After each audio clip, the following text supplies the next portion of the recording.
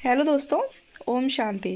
देखो गाइस, अगर आप गृहस्थ हो तो ये आपके लिए एक बहुत ही अच्छी अपॉर्चुनिटी है जिसमें हमें बाबा ने बहुत सी चीज़ों से फ्री करके रखा है। एग्जाम्पल जैसे जो भाषण की सेवा होती है उससे हम मुक्त हो गए, है ना, क्योंकि वो तो एक पार्ट है, तो वो सेवा अलग हो जाती है। और उसमें हमेशा ये नहीं हो कि आपकी आत्मिक स्थिति बन रही हो, है ना। तो फर्स्ट आप उससे मुक्त हो गए।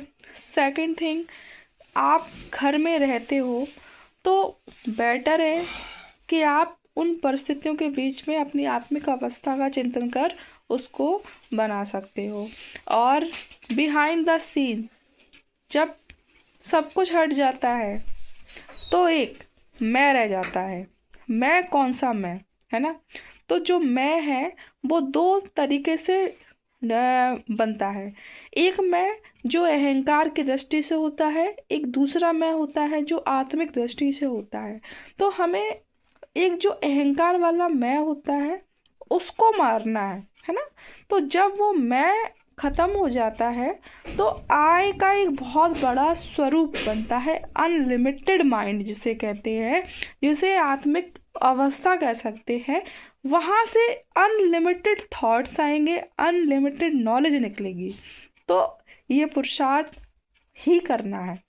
तो गृहस्थियों, आप सभी को बहुत बहुत बधाई हो, है ना, कि हमें चारों तरफ की जो भटकाव है, जहाँ मन भटकता है, उन सब से अपना आप ध्यान हटा दो, है ना।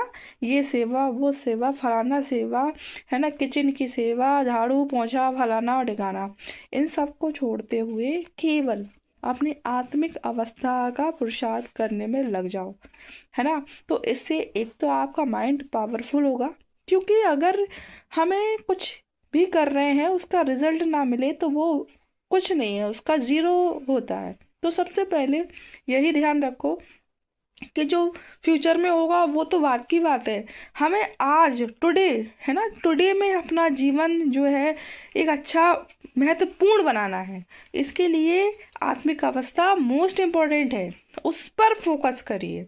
Okay, thank you.